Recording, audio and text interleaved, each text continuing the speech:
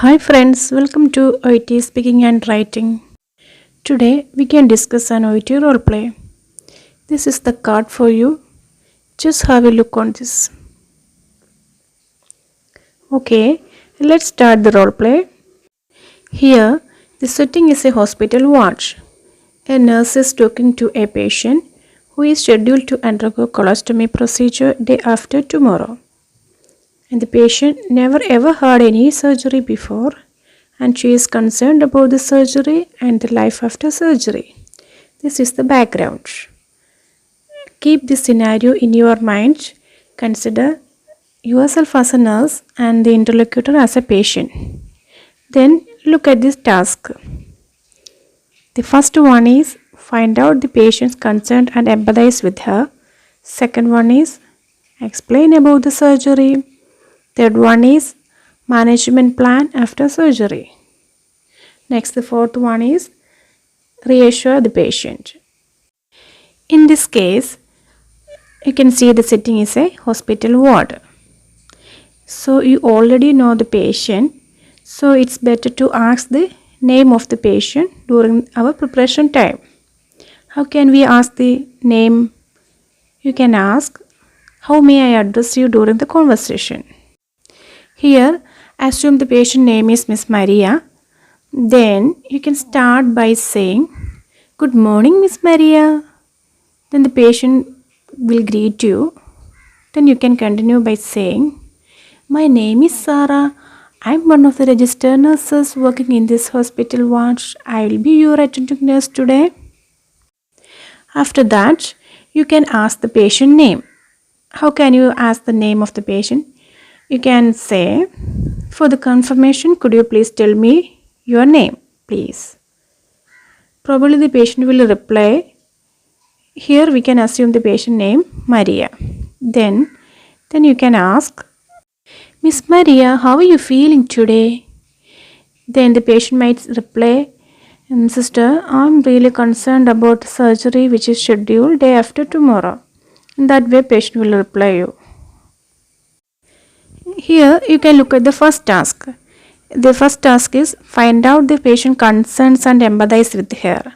But here the patient already told the concern. So you can empathize with her. How can we empathize with the patient?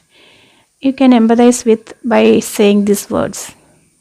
Miss Maria, I too really understand your anxiety as you are scheduled to undergo a colostomy procedure.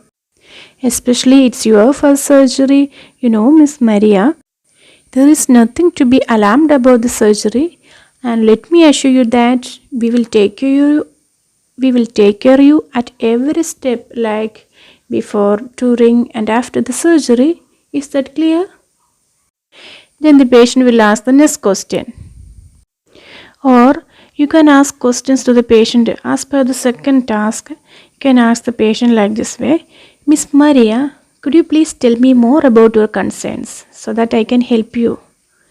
Then the patient might say, Sister, is this surgery is painful? Then as per the second task, you can give a reply to the patient in this way. That is, alright Miss Maria, your concerns are reasonable and there is nothing to be alarmed about the surgery because it will be performed under anesthesia, which means you will be given with special medicine before the procedure so that you won't feel any pain during the procedure. Even after the surgery, the post-operative pain will be effectively managed with medication. Is that clear? That time the patient will ask you the next question. The next question will be, the patient will ask you, Sister, I'm concerned about the management at home after the surgery. In this situation, as per the third task, you can give a reply like this way. Miss Maria, I can sense your worries about coping at home following surgery. If I were you, I would react the same. Try not to worry. We all are here to help you, and your health is our priority.